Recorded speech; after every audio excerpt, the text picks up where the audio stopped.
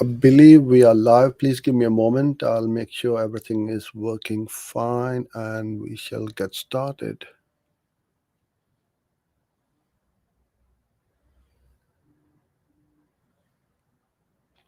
Lovely. Everything is looking good. Okay. Hello, my name is Uzair and welcome to today's YouTube live stream, which is also streamed live on Facebook, Twitter, LinkedIn. My name is Uzair, and every Tuesday and Friday at 3 o'clock in the afternoon in the UK, I go live. I answer questions, I go through some workflows, help anyone and everyone who is interested in Google Ads, YouTube Ads, video marketing, and so on with online campaigns, troubleshoot any problems you may have, or any questions you would like me to answer. So you can either send them across to me on the description box around the video, or you can email it to us as well through our website, and I'll try my best to answer any questions you may have. So today I've got quite a few questions to go through, and apologies for I think it's the fire brigade, yeah, in the background. Today I've got quite a few interesting questions which have been sent across, and I'll get started with those. If you have any questions, then by all means, please put them in the comment box or the description boxes around the video, and I'll come to those towards the end of the session. Okay. So this is not a question, but this is an update, which is good news for pretty much every Google Ads user. So Google have just confirmed that they are going to continue with the standard shopping campaigns, and they're not going to stop them. So what they've announced is standard shopping campaigns will remain in Google Ads for the foreseeable future.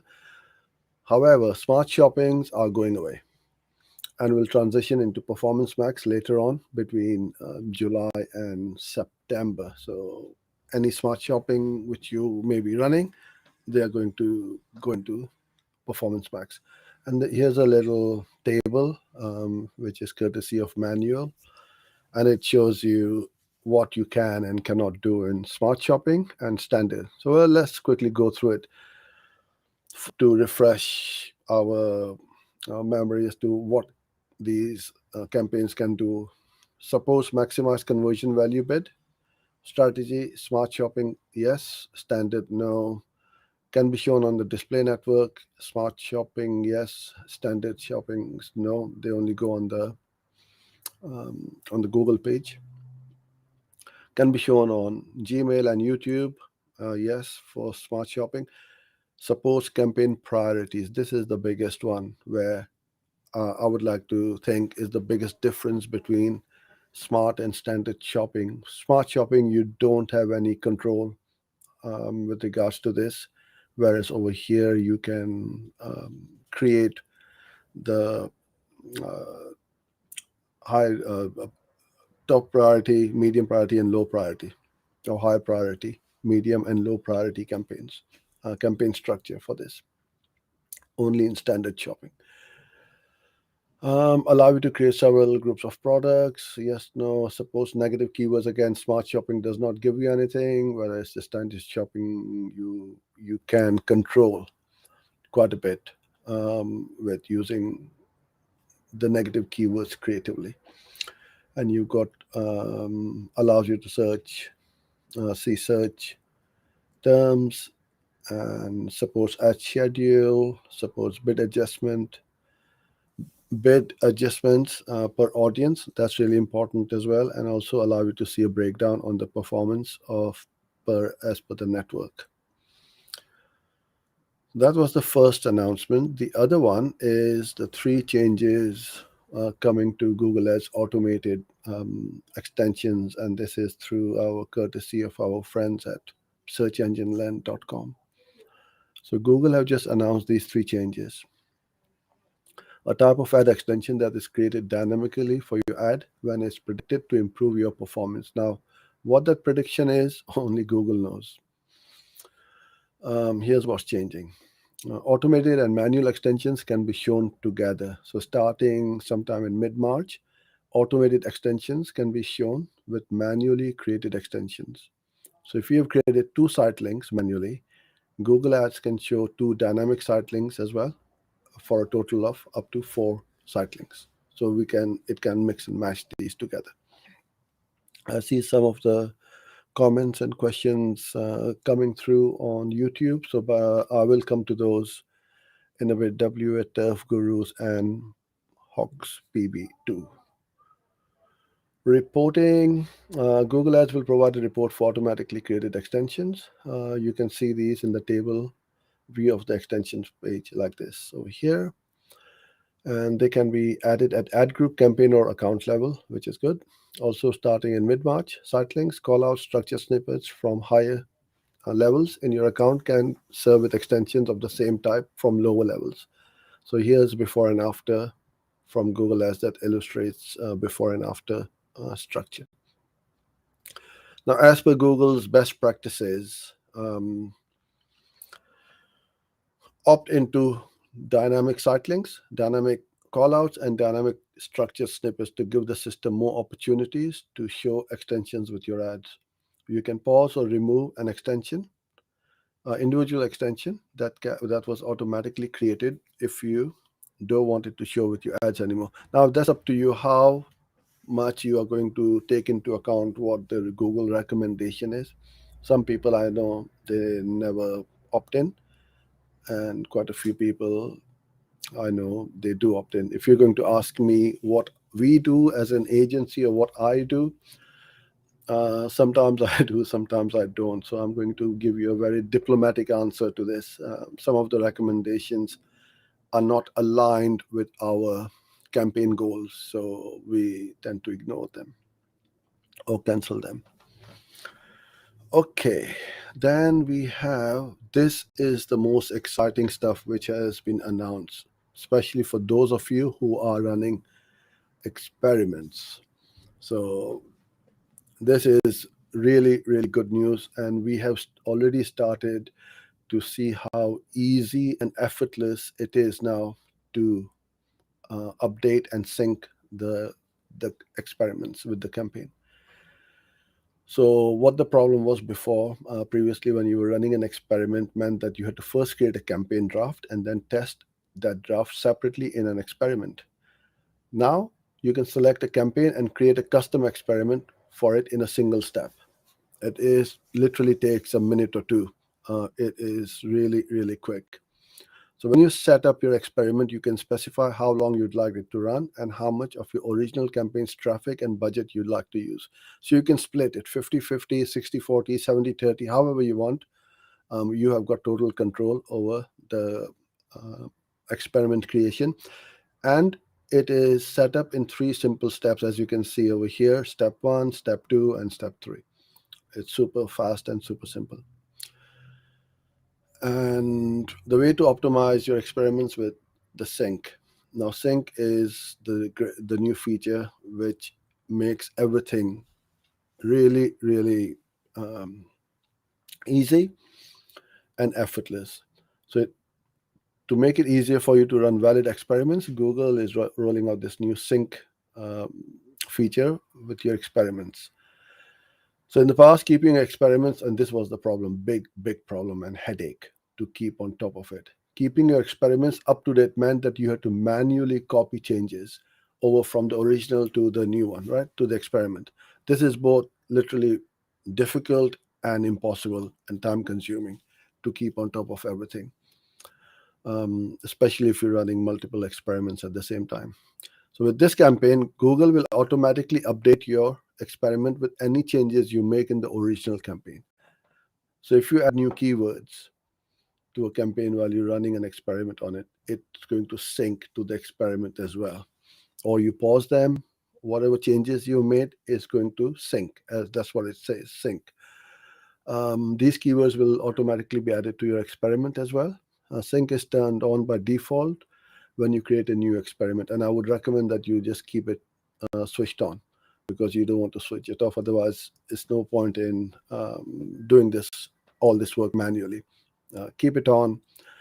And if you're going to ask me how we run our experiments, we tend to do 50-50, because then we want the experiment to gather the data as fast as possible.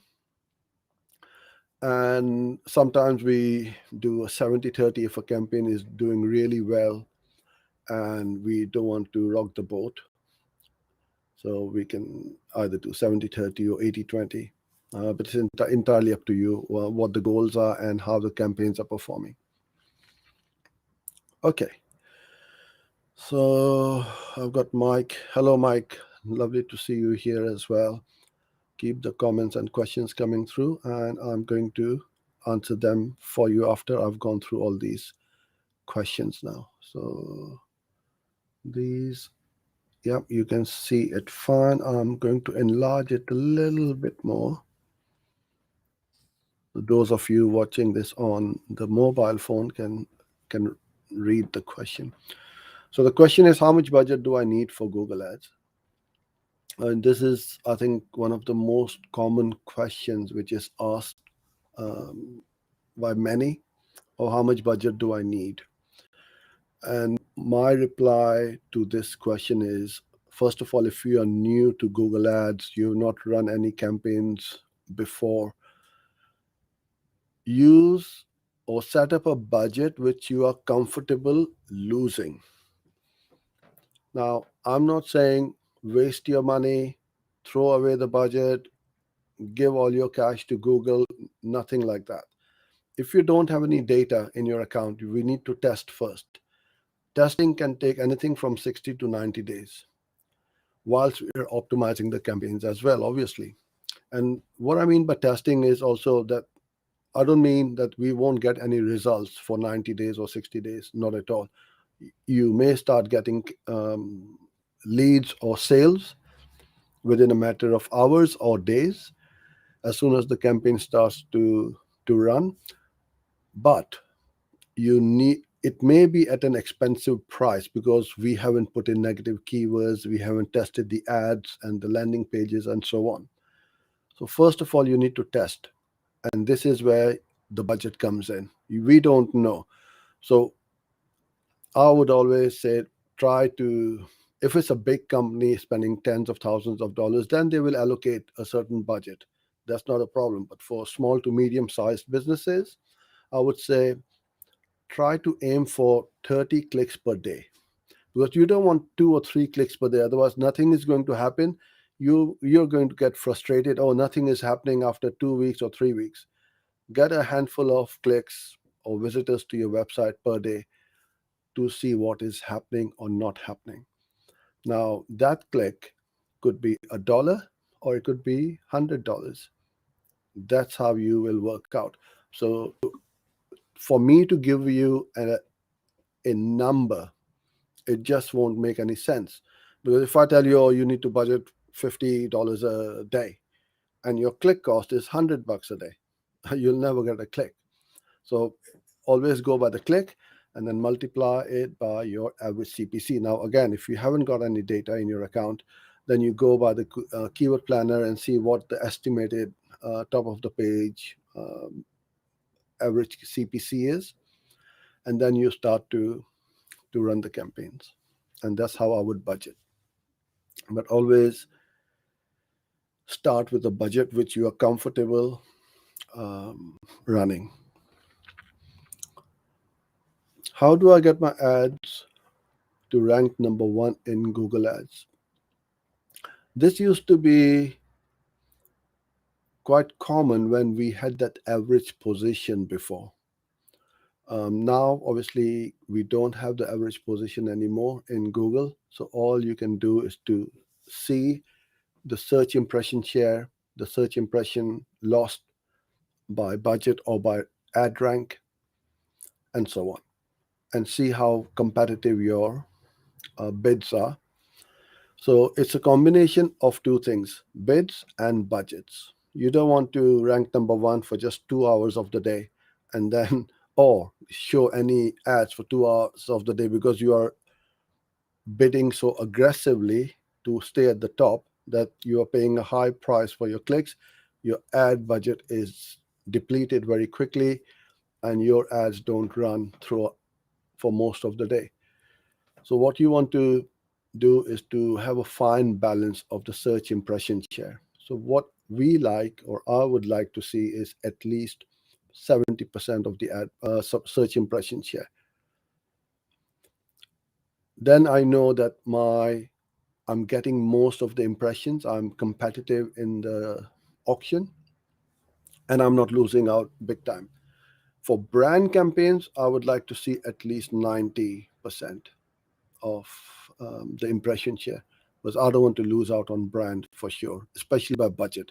You should never have restrictions on the brand campaign by budget. And I think I've got another question about the brand campaigns. I'm going to answer that in a bit as well. So that's how I would go about getting my ads ranked.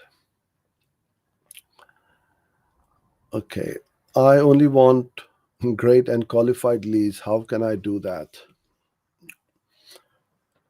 You can get a lot of unqualified lead, people who are looking for free stuff and they don't have the money to buy, and you want to minimize that. So the way we do this is through using a an little application when they book a call. So we have a funnel, and I'm going to show you in a minute. We have a funnel where somebody will opt in first. Let me show you. This will then clarify everything.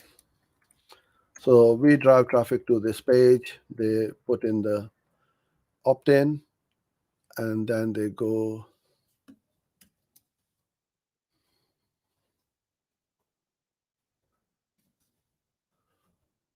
to this page. Once they've opted in, right? Then they watch the video, the masterclass, and then there's another call to action where they go onto my calendar page. So when we are booking, so this is a lead for us, right? Somebody is scheduling a call. Now, this lead could be somebody who is completely not relevant to us or not qualified lead. So what we do is when they book in a time, they put in the name, email, or whatever, and then we have these questions. How much are you spending? What are you looking for? Have you got the resources? And so on. This way, you will know that if somebody hasn't got any money or resources, then we would kindly decline that application or the consultation. I would say we reject around 30 to 40% of the leads. Just by looking at that application, we can quickly assess that they are not the right fit for us. It has to be a right fit for each one of us. You need to be a good fit for us, and we need to be a good fit for you. And that's how the qualified leads work out. And by having a little questionnaire on your form or the calendar application, you can pre-qualify or disqualify. You can also do this by putting in a number in your ads or your video ads. So let's say you're selling something for $100. You can say, oh, buy my stuff for $100. If they can't afford 100, they're unlikely to click on that ad. And those who say, yeah, $100 is fine, I want to see what they've got and what's this all about, then they're going to carry on through to into the funnel. That's how we would go about doing it. Okay, is SEO better than Google Ads? Okay, this is again a very commonly asked question. Is PC better than Mac? Nikon better than Canon? SEO, Google Ads better than SEO or Facebook? You need to do both. And the SEO has got no effect on your Google Ads, and Google Ads has got no effect on your SEO. Now, Google is in the business of getting clicks. That's how they get paid and make money.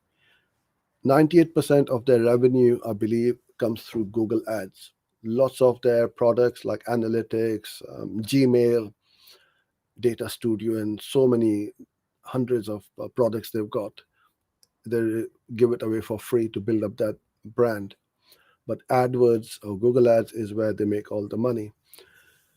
You will find either on the desktop or on the mobile, the top four are all ads. And then they've got the Google Maps, then they've got the organic ranking. Especially on the mobile, the whole mobile screen is covered with ads, and you're more likely to click on the ads than scroll all the way down to the bottom of the page. We as a business, we have our marketing strategy for both. And especially when it comes to SEO, we would like to um, target the video SEO. And what I mean by that is this. Let me open this up another window. Um, I'm going to show you something.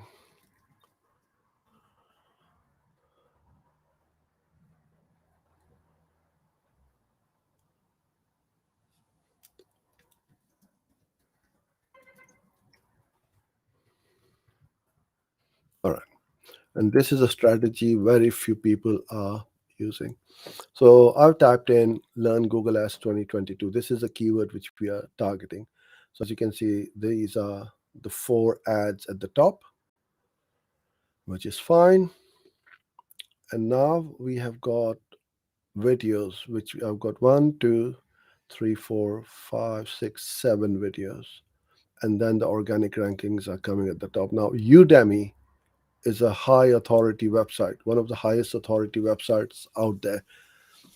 For me as a business owner, there's no way in the world I could compete with them. But guess what? Nobody can compete with me when it comes to video SEO. So, what you want to do is you can either put in SEO or video SEO. We get ranked for thousands of keywords now on Google, page one organically as well as YouTube. So we invest. This is not free traffic, by the way, because it is free on that click, but there's a lot of work which is being done behind it. Like I'm investing my time over here, upload doing this live stream. Then we'll download this, chop them into mini videos, repurpose them all over the internet, tag them, put the descriptions in, SEO it, and then it's going to start to rank in Google. It's not just a simple case of putting up a video and you get ranked in Google page one. Everybody will be on page one, and that's not the case. So you need to do it. So SEO, again, is not free. People think it's free, but you need to invest resources and money to rank on Google. And then obviously we run Google ads, and most of our ads are run via YouTube ads. So video ads we run a fair amount. Okay. Why should I bid for my brand terms when my organic ranking is number one? I don't want to pay Google for the click. Why wouldn't you pay Google for that click? Why would you let your competitors to come above your organic? Because as I said earlier on, the ads come up at the top, and I've just shown you that, right? The ads come at the top and then the organic rankings. I can bid on your brand terms, your company name, even your name. So if somebody is searching for your name, my ad will show as long as I've got the budget and the ad rank and so on. So potentially my ads can show. I will rank above you. So somebody can see and read my message before they come to your uh, organic listing.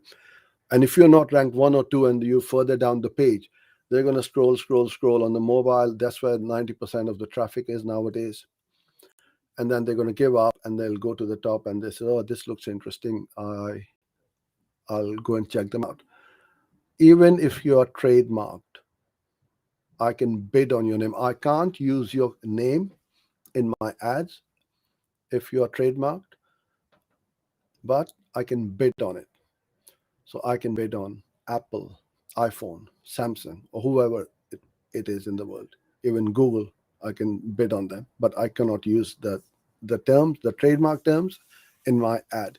Most small businesses aren't trademarked. So if I want to use your name, which won't be very nice, because I wouldn't like somebody using my name in their ad. So, we don't do it. Some companies do it. I don't feel it is ethical to use somebody else's name or brand in an ad to attract that click. But that's a different discussion and debate. I would always, always, always bid on my brand and keep that top spot for me and stop my competitors um, ranking for number one. So this is why I will always run my ads for my brand name. You may or may not agree with this, but this is my humble opinion. How long does it take to optimize my Google Ads campaigns? Again, it depends on the budget.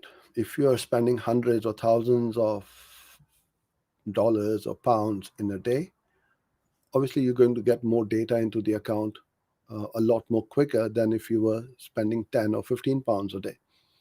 So it really depends on how small or big your budgets is. And optimization is not a case of set and done and forget. It is a continual process. Google is going to show more and more of your ads to irrelevant queries, because now exact match is not exact anymore, right? So they will show your ads to close variants of your exact match keyword, which you don't want to show it for. So you have to keep adding negative keywords to combat that variation. It's a continuous process, but to give you an idea, as long as you are brand new to Google, you haven't got any data in your account, and you're starting with a small budget of about under £100 or dollars a day, I would say at least 90 days you need to make your optimization work pretty well, because by that time you will have, or you should have, a fair amount of negative keywords. Target those queries which are coming through and adding them into your account, which are good, and taking out all the bad ones as negatives, which are showing your ads. What is the best type of campaign in Google Ads? There isn't any. It really depends on the goals of your campaign, whether it's a brand building, top of the funnel, middle, or bottom of the funnel campaigns, shopping campaigns, lead generation, video, search, display, so many different touch points as well. For me, the best type of campaign strategy is being at every touch point possible wherever my audience goes. So they go on YouTube, they potentially see me. They go on the display network, they see my ads. They go on search, Gmail, or wherever, or Discovery Network, they see my ads. So we want to hit our audience wherever possible, as many times as possible, because you're not going to get the conversion just by one person visiting a,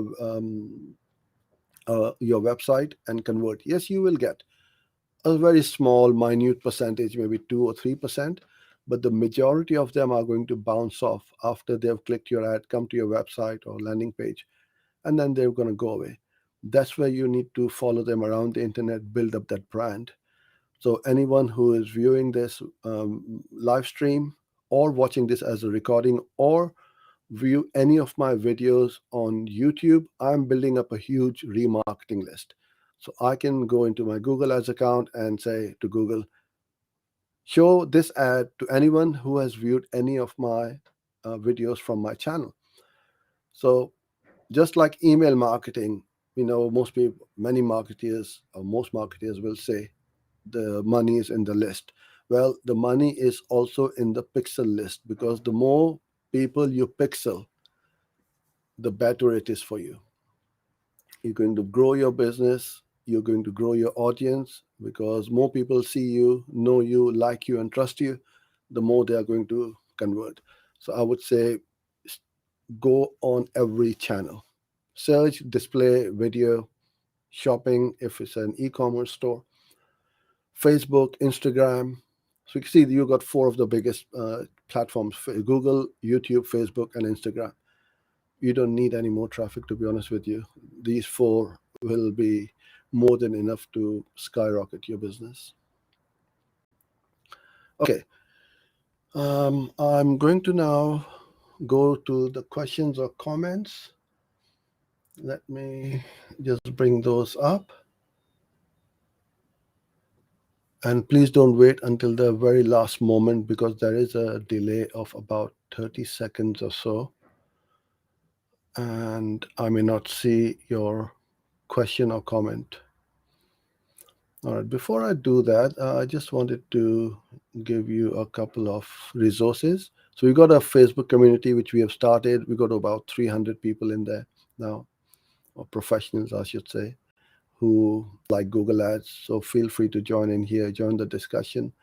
And we've also got a masterclass where I go through my workflow, some of the most advanced strategies which we use, the tools and the workflows, automations, scripts we use to save time, make more money, and get more conversions. All right, let's go to the questions. Okay, Dr. Aman Ahuja from LinkedIn. Thank you for sending this in. In YouTube ads, can you put keywords? Yes, you can target by keywords. It restricts the traffic. What we tend to do more is to target by custom audience or custom segment, in market audiences, and so on.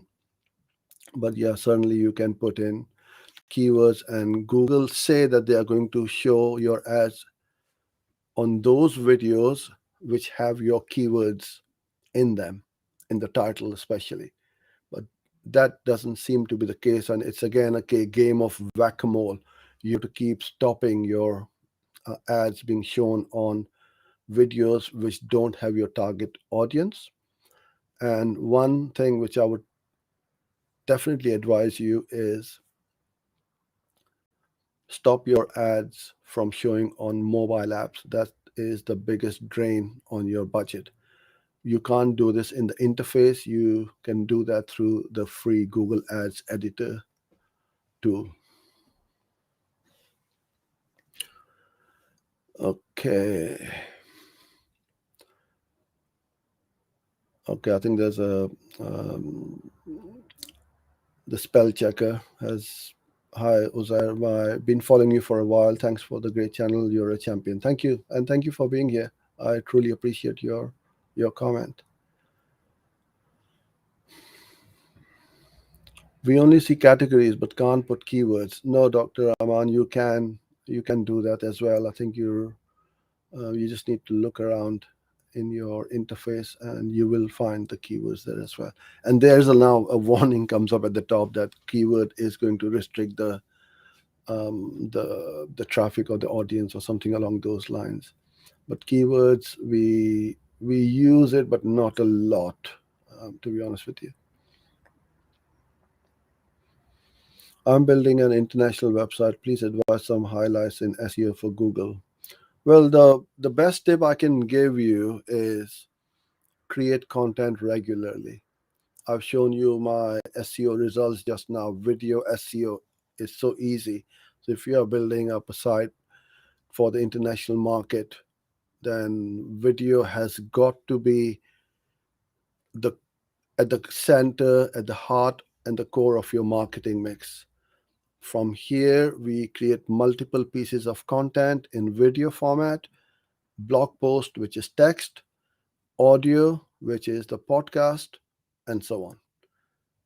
But everything starts from a video. And that's the best advice I can give you and everyone else over here. You are missing out on a huge opportunity to generate leads or sales by using video. Hello, Fox B2. Is it possible to apply a single ad group across 44 individual campaigns? I don't see any reason why not. But why would you do that if it's? I think what you're trying to say is, can we just have one single ad group in a campaign? So you will have 44 ad groups, one ad group per campaign. You can't just have one ad group and 44 campaigns. That's what, because the ad groups hold your keywords and your audiences, your ads, everything in an ad group. If you have got so many campaigns, then the best way to do this is to copy paste in editor. This is going to take like 2 seconds and get it all done. Whereas if you try and do this in the interface, it's going to take you ages. Okay, next one. Hi, Mike. Yeah, lovely to see you here. Can you use UTM parameters and auto tagging at the same time? I don't think you need to use both of them at the same time. One or the other will be fine. So I don't see any reason why you would do that. UTMs will be will be fine to track, and especially when you're bringing your leads into a CRM. That's what we use. LL Marketing, thank you for your comment. So GC Click ID, and this is what Mike was referring to, is the auto tagging. If you are generating leads, especially, and you want to track, so okay, let me go back a bit. When your conversions happen offline, i.e., in my funnel and in my case, and this is a really good example, somebody will opt in, watch the webinar or the masterclass or the VSL, then they'll book into the calendar. That's booked. That's a conversion done. They have not converted into a client. Google knows that we've got a booked. So we've got two custom conversions. One is an opt-in, one is a booked appointment. But Google doesn't know how much that client has spent or when they have converted. So using GEC Click ID, we can import that value back into our CRM. From our CRM, I know this, John Smith came, he booked the appointment, and then he spent 5,000. Google needs to know that value. So through that, we can import it back into Google Ads, because that GC Click ID has got all the click details, which campaign, which ad, keywords, and so on, all the information it needs. So when it imports, and we use a Zapier to do that, and it can be all automated from your CRM. We use Go High Level, and the leads go into our Google Sheet. From there, it goes into Google Ads. So that is why we need to use this Click ID. So Assalamu alaikum in Urdu means hello, greetings, good day, whatever. It's just a greeting. So I would reply back as wa alaikum assalam. Thank you for your greeting. Okay. I've become a doctor. Okay. Thank you, Devon. You're the best when it comes to Google Ads, no doubt. Just bought your course and going through it now. Thank you for your custom, and I appreciate your kind words as well. All right. What tools can we use for more customer intent keyword research? There is SpyFu as well, SEMrush. There are loads and loads out there. We tend to just use the keyword planner, to be honest with you, because that's where all of these apps and software take the data from Google. That's where it originates. So, and also, as long as you keep an eye on your search term queries, That's a gold mine as to what people are searching for. And any good ones, you put them in your campaigns. Any bad ones, you put them as negatives. And that's how we uh, keep on evolving our campaigns with more stuff. Oh, you're most welcome, Mike. Conversions are recording in Google Analytics, but not in Google Ads, even though accounts are linked. Any ideas? So I presume that that conversion came through Google Ads. There will be a lag by the time the conversions come through into Google Ads. And trying to match Google Ads and Analytics is never going to happen. There will always be some discrepancy. It's good that you linked analytics and ads, and you're importing those analytics goals or events in Google Ads. What you don't want to do is double count. So anything which is coming through Google Analytics, in the good old days before, we used to not include in the conversion column. Now it has become primary and secondary. So the analytics ones, we can keep it as secondary, and the Google Ads one as primary, because the Google Ads, um, the tag or the algorithm looks at the Google Ads data a lot more, and it's going to see the conversion tracking. So you must put that tracking and the tags in for Google Ads to optimize your campaigns. But other marketers will say differently, that, oh, we only use Google Analytics. Each to their own, but that's what we do. We go with the Google Ads conversion data, which I believe is more accurate than analytics. Uh, okay. In a previous session, you have told us high priority, high bid, medium priority, medium bid. What is that strategy? Please, can you explain? It's extremely difficult to explain it without showing you how it works. So there are three levels of priority: high, medium, and low. So high priority, it wasn't high priority, high bid, it's high priority, low bid.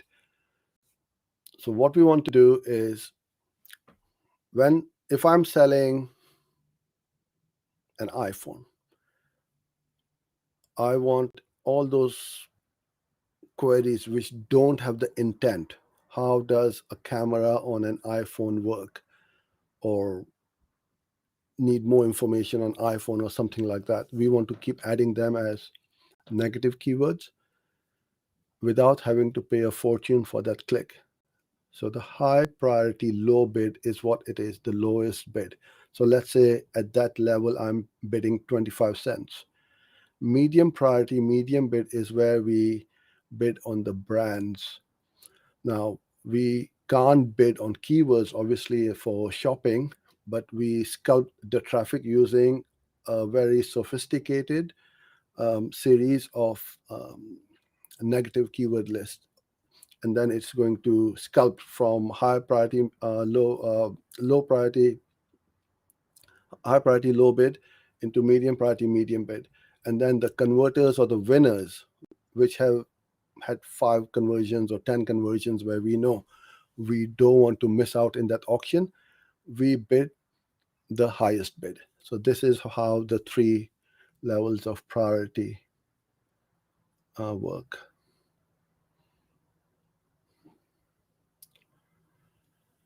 Reasons for disapproval of ad tax, loads of reasons there could be. Google will usually tell you that if you have got excessive capitalization, or the grammar is not correct, because they don't want to show a really bad ad on their platform, right? Google wants to give. Why do we love Google? Is because we get the best experience. We won't see any ads which has got words which we shouldn't have, typos or grammatical errors and so on. So it's going to tell you, for disapproval, you go and fix your ad, send it for approval, and it should be fine. Another one could be a page 404 error. There's sometimes the website is down, the landing page is not working. So obviously they don't want to show ads for someone to go to a 404 page, although they get the click and they get paid, but that's not the point for them. They want to send somebody from the right ad to the right place. You're most welcome, Mike. And in fact, I'll be joining Mike on his channel. He's got a really good online academy, and on his YouTube channel, I believe, very soon, where we'll be talking all things. I think video ads, Google ads, yeah, anything you want to talk about, Mike. Look forward to that, and I'll put it out on our social media and everywhere as well. And thumbs up back to you, my friend, as well. I can't see your name. I think we've covered everybody. So thank you so much for being here today. I'll be back here on Friday at 3 p.m. and I look forward to seeing you then. So thanks very much for being here. And thank you for some really good and intriguing and interesting questions. Till Friday, I take your leave and I'll see you then. Bye for now.